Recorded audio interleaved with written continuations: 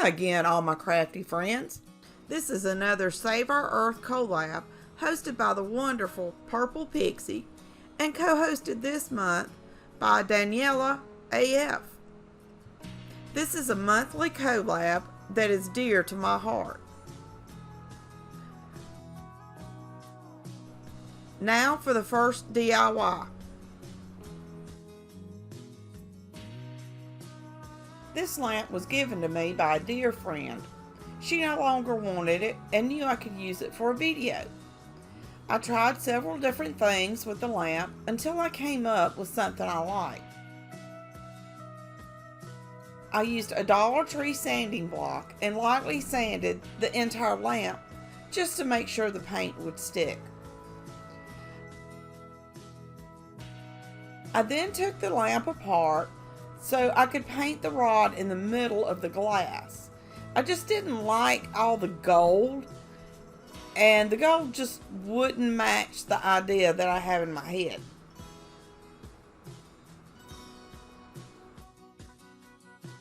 Once I had the rod pulled out, I sanded it and wiped it down with rubbing alcohol. I used Waverly ink chalk paint, which is black, and painted the rod.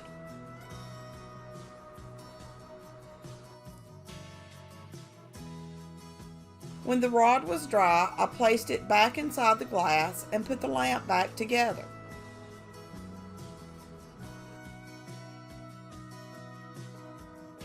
I painted the lamp black with the same Waverly chalk paint.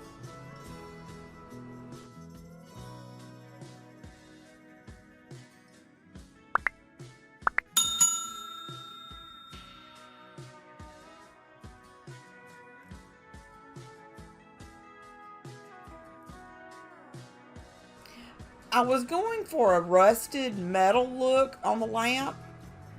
I began doing this by applying different colors of gray and burnt umber to the lamp. Once I finished, I realized I really didn't like the look of the lamp. So now what? I taped the glass up with painter's tape and took the lamp outside and painted it with 2 coats of Rust-Oleum flat white paint.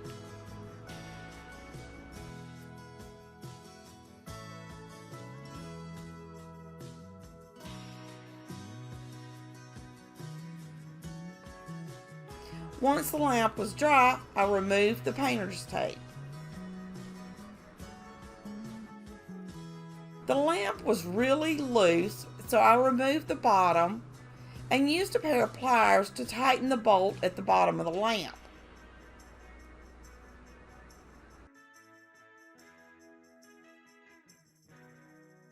I distressed the lamp using Waverly Elephant chalk paint.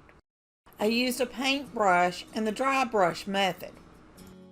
I did this so all of the details of the lamp would show, and because I just love the distressed look.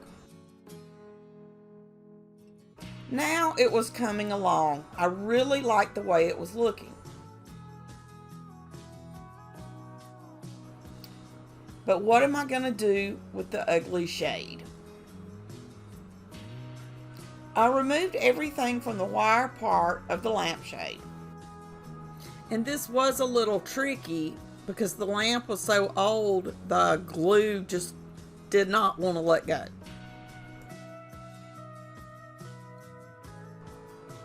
If you would like to help support my channel and help me continue to make DIYs for you, please consider buying me a coffee.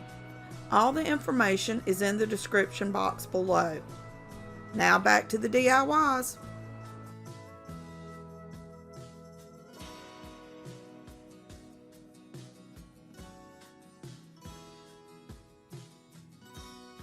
I used a sanding block and utility knife to remove the glue that didn't come off the frame.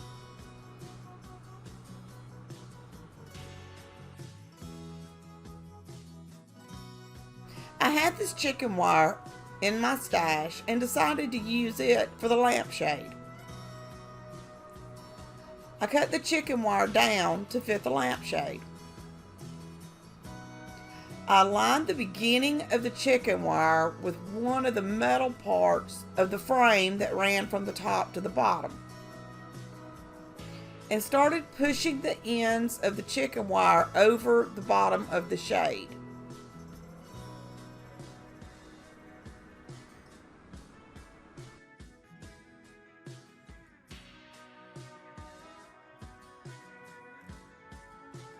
Once I had the bottom started, I used a pair of wire cutters and cut the chicken wire just above the top of the lampshade frame.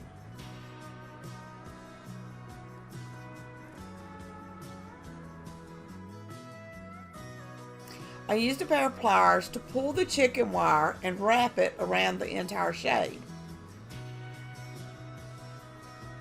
I continued twisting, turning, forming, and attaching the chicken wire until the lampshade was completely covered. I used the pliers to push the wire into place so it wouldn't be sticking out and it wouldn't cut someone like me. I also used pieces of wire that I had cut off to attach the chicken wire in places where I didn't have end of the wire to work with.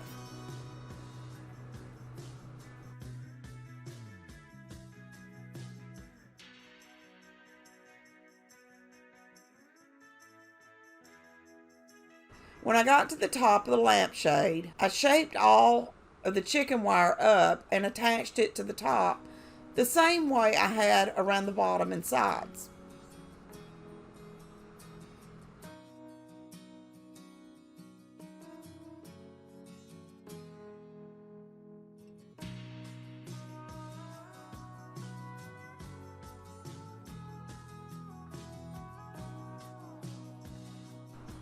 I think the lamp turned out amazing, and it's so beautiful. Like I said in the intro, this collab is hosted by the Purple Pixie, and this month's co-host is Daniela AF. I will have a link to both of their channels and a link to the playlist in the description.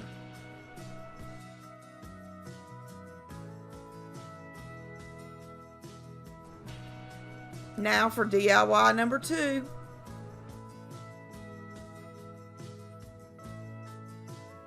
I recently picked up a large black mirror at a yard sale and thought it would be perfect for this project.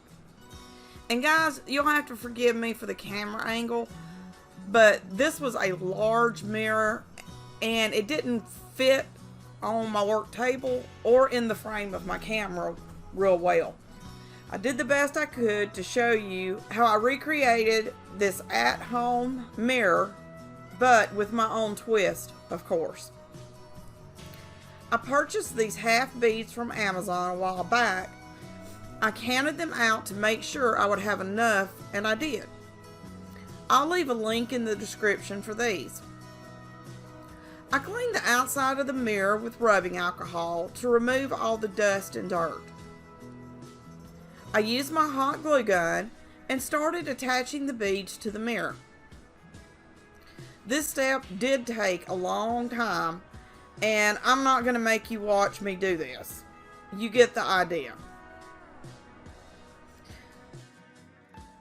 If you do have a question, just leave it for me in the comments and I'll answer it for you.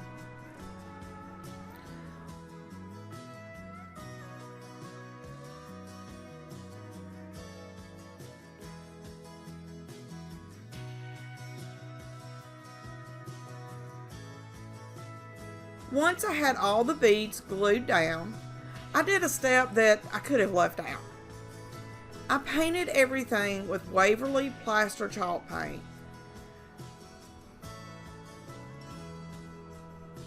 But this did give me a good base coat.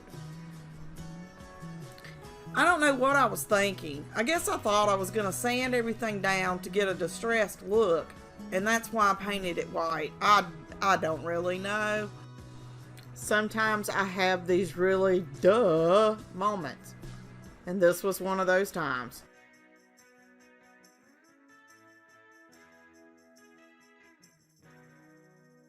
The next thing I did was go over all the white with Waverly ink chalk paint. And the ink is what Waverly calls their black chalk paint. I love the look of black and white in my home. I like neutral colors, and since this frame was originally black, I decided to go back with the black. I left the mirror to dry overnight.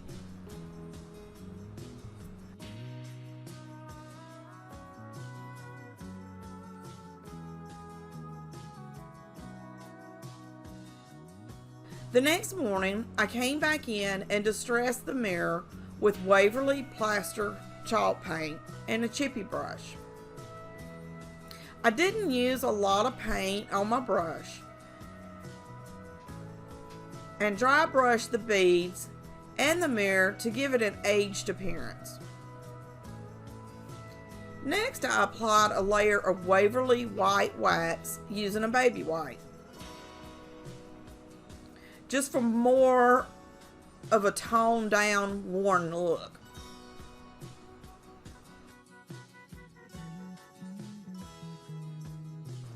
And I'm sorry that my head keeps getting in the way, but I couldn't reach the other side without it being in the shot.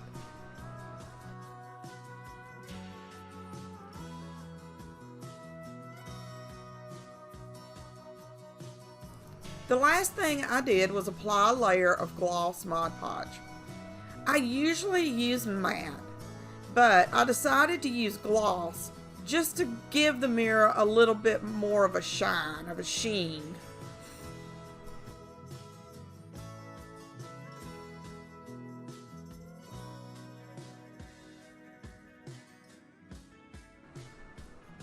I absolutely love how this mirror turned out, and can't wait to get it hung on the wall behind my couch. This is definitely one of my favorite projects.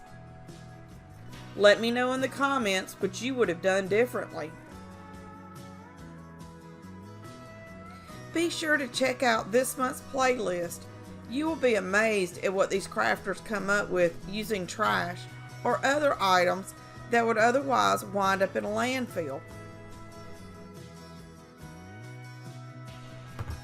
Now for DIY number 3.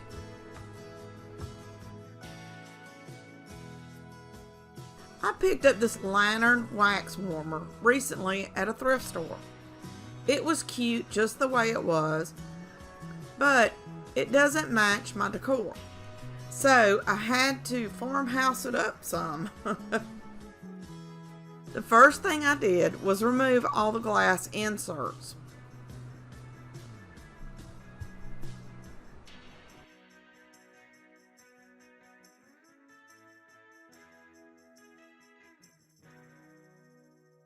I used my favorite chalk paint, Waverly Plaster, and painted the entire lantern, even the inside.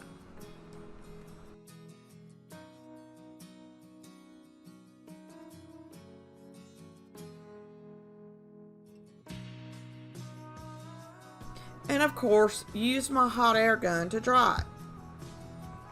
If you are a crafter and don't have a hot air gun, you are really missing out.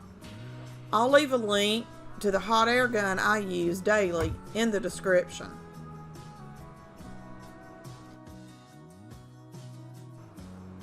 If you would like to help support my channel and help me continue to make DIYs for you, please consider buying me a coffee. All the information is in the description box below. Now back to the DIYs.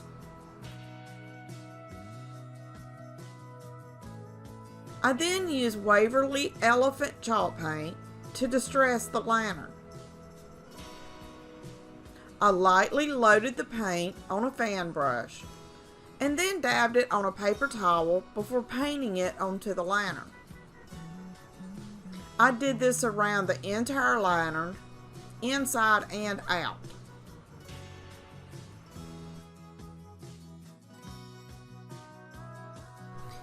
The glass inserts had some wax on them, so I used a razor blade and removed the wax. I then put the glass in the dishwasher and washed them. I reinserted the glass into the lantern and used a pair of pliers to get the tags folded back over to hold the glass into place. While I was doing all this, I took the top of the lantern and the tray the wax goes into outside and spray painted them with a heat-resistant black paint.